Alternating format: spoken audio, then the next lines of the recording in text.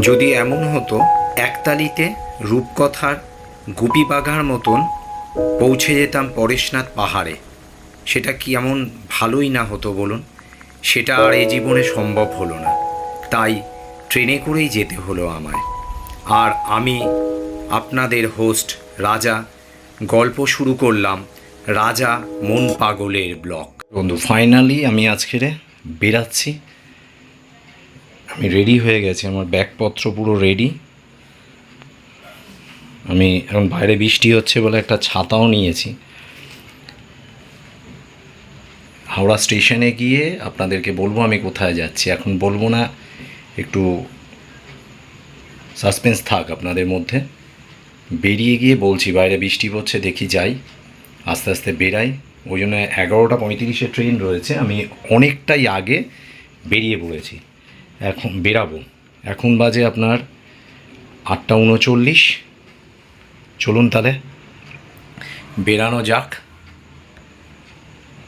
আমার সাথে আপনারাও চলুন, বেরাতে তো হবেই। আমি তো বাঙালি না, আফটার অল আপনারাও বাঙালি। যারা দেখছেন, বাঙালি হলো ভ্রমণ প্রপিপাসু লোক।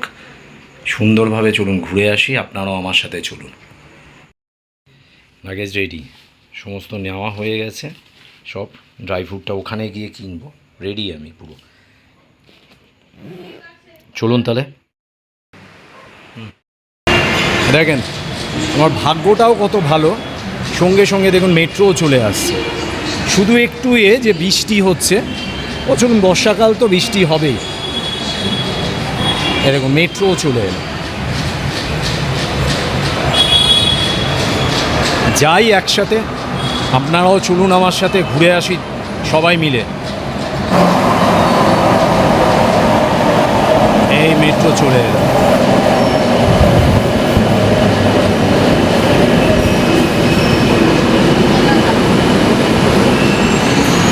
দীর্ঘদিন পরে যেমন বেরাচ্ছি, সেরকম আমি অনেক দিন পরে, প্রায় টানা 1 বছর পরে মেট্রো চড়বো আজকে। অ্যাক্সিডেন্টের পর বেরাইনি, এই প্রথম আবার বাইরে যাব।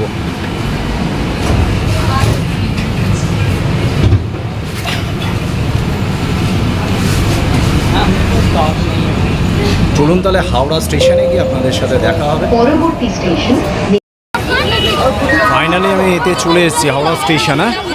হাওড়া স্টেশনে চলে এসেছি। চলুন তাহলে আজকে জানা যাক কোথায় আমি যাচ্ছি। আজকে আমি যাচ্ছি পরেশনাথ ট্রেকিং। এ বাবা, আমার পেটে কথা থাকে না, দেখেছেন? আপনাদের আমি বলে দিলাম, আপনারা আবার বাড়িতে বলবেন না ট্রেক করতে যাচ্ছি, যে কেউ জানে না, কিন্তু সবাই জানে যে আমি পরেশনাথে যাচ্ছি কোনো মন্দিরের জন্য। হ্যাঁ, এটা বলবেন না, কিন্তু আমি আপনাদেরকে পেট ফসকে বলে দিলাম। প্রথমেই বললাম না, আমার পেটে কথা থাকে না। পেটে কথা থাকা না জন্যে আমি আপনাদের ফট করে বলে দিলাম আমি যে কোথায় যাচ্ছি। হ্যাঁ, চলুন তাহলে। আজকের আমার ট্রেন রয়েছে 11:35 ট্রেন আছে।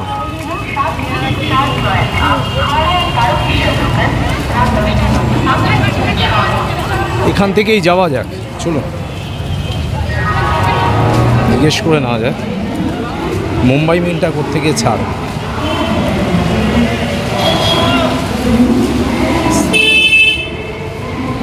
Thank you. আচ্ছা স্যার, মুম্বাই মেলটা কোত্থেকে ছাড়বেন? मुंबई में हाँ हाँ 11:35 हाँ 11:35 8 नंबर से 8 নম্বর इधर से जा। চলুন, চলে এসেছি ফাইনালি। চলুন বসি, 8 নম্বর থেকে নাকি ছাড়বে। 8 নম্বর স্টেশনের কাছে যাওয়া যাক।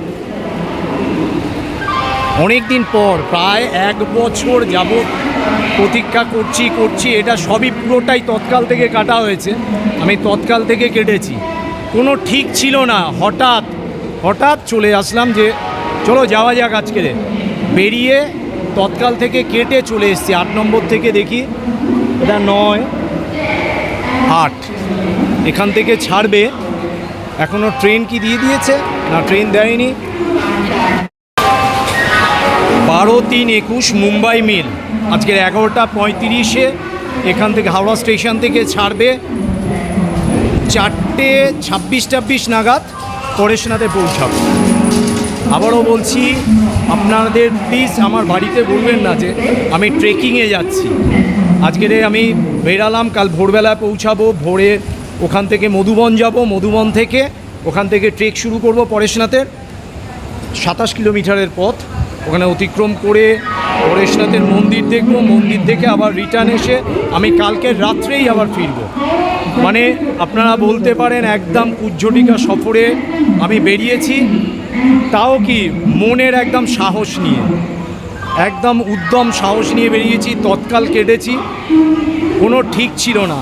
আসলাম অফিস থেকে এসে ঠিক করলাম যে যাব, কালকে কেটেছি, রিটার্নও তৎকাল হয়েছে।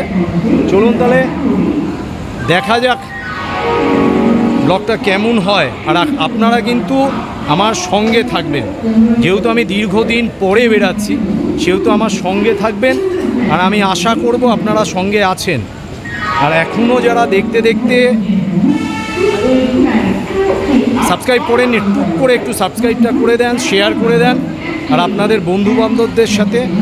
আর কমেন্টে জানাবেন যে আমি এই যে দীর্ঘ 1 বছর পরে যে বেরালাম কেমন লাগছে, আপনাদের কেমন লাগে। আমার তো খুব ভালো লাগছে মনটা। কলকাতা থেকে 306 কিলোমিটার দূরে এই পরেশনাথ স্টেশনটি অবস্থিত। আসানসোল, ধানবাদ, গোমা পেরিয়ে পরেশনাথ স্টেশন পশ্চিমে অবস্থিত। কলকাতার থেকে Sealdah, Jammu Tawi, Purva express, Mumbai mail, Doon express, Jodhpur express, Chambal express প্রভৃতি ট্রেনগুলো খুব সময় মতন চলে যায়। সময় লাগে মাত্র 7 ঘন্টা। প্রকৃতিও যেন সেদিন বাদ সাজছিল আমাকে আটকে দেওয়ার জন্যে। মুষলধারে বৃষ্টি নামলো, মনে হয় যেন আকাশ ভেঙে পড়বে। আমিও থামবার নয়, আমি অনেকটা আগেই বেরিয়ে গেছি হাওড়া স্টেশনের উদ্দেশ্যে। গিয়ে বসেছিলাম, তারপরেই শুরু হলো মুষলধারে বৃষ্টি। ভ্রমণের সম্পূর্ণ খরচ কত কি টাকা লাগলো, ট্রেনের তৎকাল টিকিটে কত টাকা লাগলো, আর ওখানে গিয়ে ঘুরতে কত টাকা লাগলো, সমস্ত খরচ আমি আপনাদের ডেসক্রিপশন বক্সে আর স্ক্রিনের মধ্যে দিয়ে দেবো। ব্লগটা আপনারা দেখতে থাকবেন, সম্পূর্ণটা দেখবেন। আর যাদের ভালো লাগবে না অল্প অল্প স্কিপ করেও দেখতে পারেন, কিন্তু হ্যাঁ, সাবস্ক্রাইব করতে ভুলবেন না। অনেক দিন পরে আমি পা ভাঙা অবস্থায় বেরিয়েছি।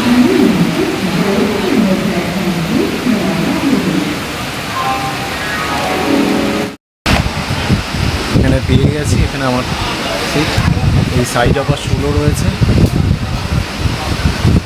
সবাই উঠছে, ট্রেনও দিয়ে দিয়েছে। কিন্তু প্রচণ্ড বৃষ্টি কিন্তু হয়ে যাচ্ছে এখন।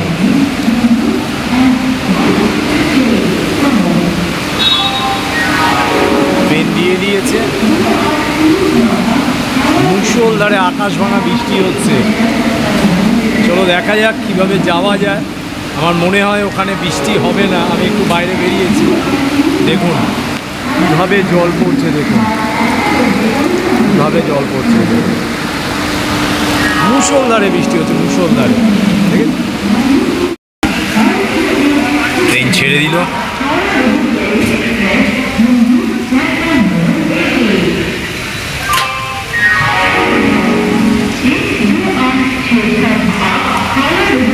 আমি কলকাতা ত্যাগ করলাম আজকেরে।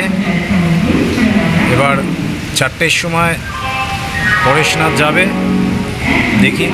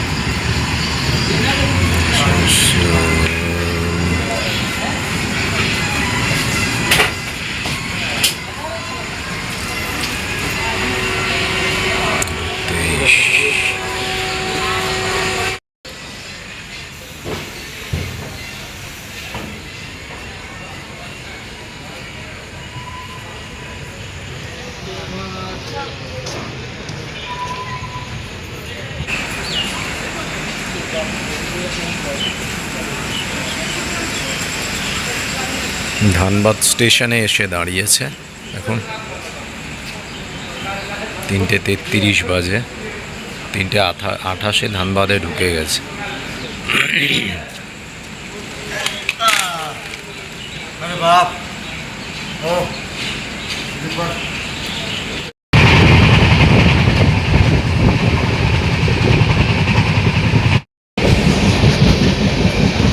একদম বাইরেটা অন্ধকার, রাত বলে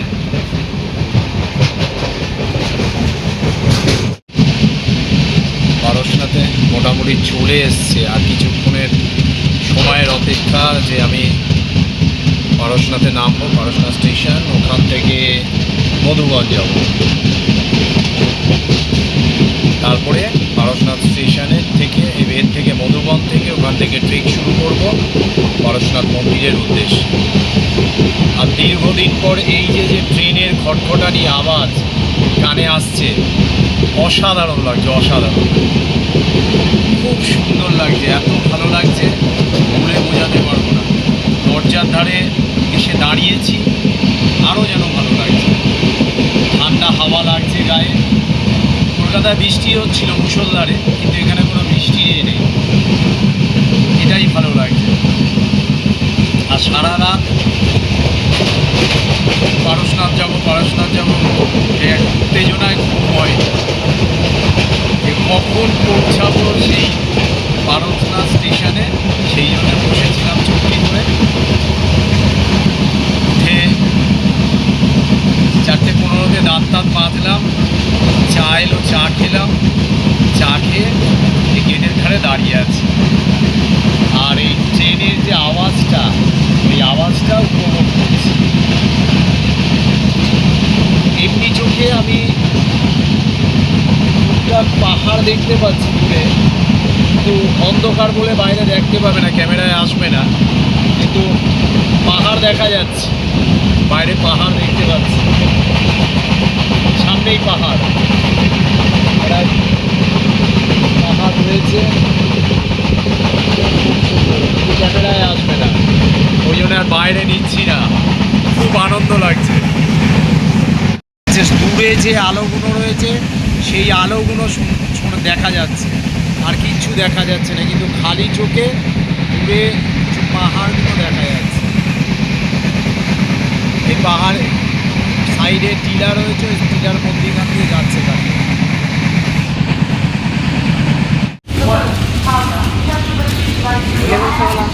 ফাইনালি আমি চলে এসেছি, পারশনাথ স্টেশনে নামলাম এক্ষুনি। এখন আপনার বাজে 4:45 বাজে, একটু লেট হয়েছে কিন্তু ঠিকঠাক টাইমে এসে গেছি। এবার স্টেশনের বাইরে যেতে হবে, ওখান থেকে টোটো বা কিছু ধরে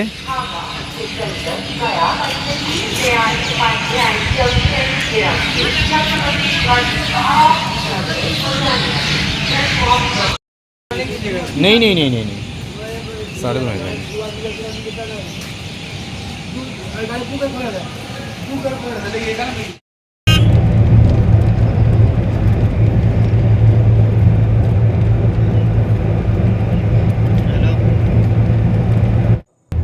পারশনাথ পাহাড় ঝাড়খণ্ড রাজ্যের গিরিটি জেলায় অবস্থিত এবং ব্রিটিশরা যখন ভারতবর্ষে রাজত্ব করছেন তখন এই অঞ্চল হাজারিবাগ জেলার অন্তর্গত ছিল। এটি ছোটনাগপুর মালভূমির পূর্ব প্রান্তে অবস্থিত। দুই সাইডে সুন্দর দৃশ্যপট দেখতে দেখতে আমি চললাম পারশনাথ পাহাড়ের উদ্দেশ্যে। দুই সাইডে সুন্দর পাইন গাছের জঙ্গল আর ছোট্ট ছোট্ট টিলার মতন পাহাড় দূরে দেখা যাচ্ছে। মনে হচ্ছে যেন শিল্পী তার সুন্দর তুলির টানে অঞ্চলটাকে সুন্দরভাবে সাজিয়ে রেখেছে।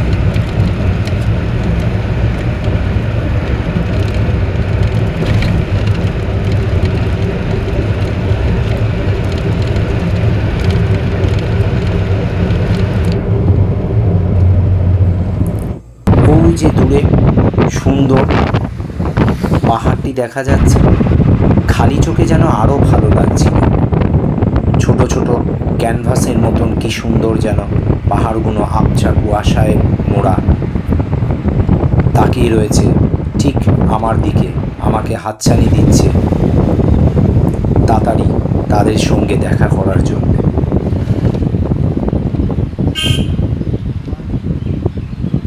ওই যে দূরে পরশনাথ পাহাড় দেখা যাচ্ছে। আমি প্রায় কাছাকাছি একদম চলেই এসেছি, কিছুক্ষণের মধ্যে আমাদের গাড়ি দাঁড়িয়েও পড়বে। এখানে চলে এসেছি, এবার উঠতে হবে আস্তে আস্তে করে ওপরে, তাড়াহুড়ো করার লাভ নেই, একদম আস্তে আস্তে করে। আমি ওখান থেকে পরশনাথ স্টেশন থেকে মধুবনে এলাম, আপনার 70 টাকা গাড়ি ভাড়া, আর যদি রিজার্ভ করে আসে সেটা বেশি হবে। আমি এমনি শেয়ারে এসেছি বলে 70 টাকা নিয়েছে। এসে পৌঁছালাম, এখন বাজে 5:40। মোটামুটি এখন আমি হাঁটা শুরু করলাম।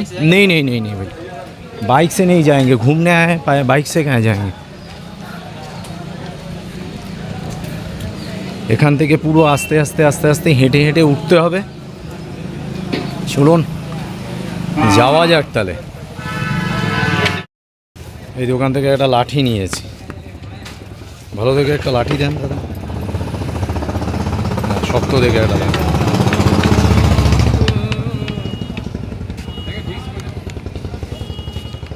কত দেবো? 20 रुपये ना भैया? खाली आधा घंटा लेटरिंग नहीं ना हो गया। একটা লাঠি নিয়েছি, 20 টাকা নিল লাঠিটা। আমি এখানে রেইনকোটও পাওয়া যায়, কিন্তু আজকে দেখছি ওয়েদারটা খুব ভালো আছে, ওই কারণে আমি রেইনকোট নিয়ে এসেছি, ছাতাও নিয়ে এসেছি, দুটোই রয়েছে আমার সাথে। এই কারণে চলো ওঠা যাক আস্তে আস্তে। পৌঁছে গেছি মোটামুটি দারুণ জায়গায়। আপনারা থাকুন আমার সাথে। পরশনাথের ট্রেক এই এখন শুরু করলাম, আস্তে আস্তে উঠবো, কোনো তাড়াহুড়ো নেই। 5:40 আমি হাঁটা শুরু করলাম। এখানে অনেকে বলছে যে বাইকে যাবে কি না, আমি বললাম না, আমি হেঁটে দেখতে। আপনারা আমার সঙ্গে থাকবেন কিন্তু। नहीं नहीं नहीं भाई, बाइक से नहीं जाएंगे यार।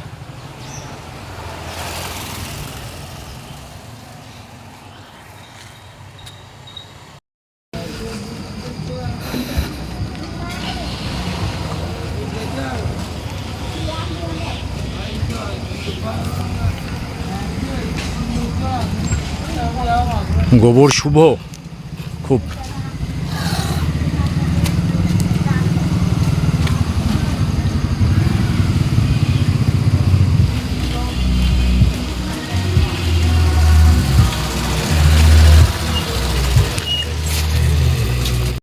পরেশনাথ পাহাড়ের একদম সামনে চলে এলাম, যার উচ্চতা 4500 ফিট, আর উপরে লেখা রয়েছে ভাঙা ভাঙা হিন্দিতে পড়ে বুঝলাম, গন্ধব নালা 4 কিলোমিটার, শীতল নালা 6 কিলোমিটার, গৌতম স্বামীর টক 9 কিলোমিটার, পরেশনাথ মন্দির 9.65 কিলোমিটার, জল মন্দির 10 কিলোমিটার, চন্দ্রপ্রভুর টক 11 কিলোমিটার। শুরু হলো আমার পরেশনাথ ট্রেক। নিচ থেকে যখন উঠছি মনের মধ্যে এক শিহরণের সঞ্চার হচ্ছে, ভাবছি পারবো তো উঠতে, পারতে হবেই। আপনারা সাবস্ক্রাইব করবেন, শেয়ার করবেন, আর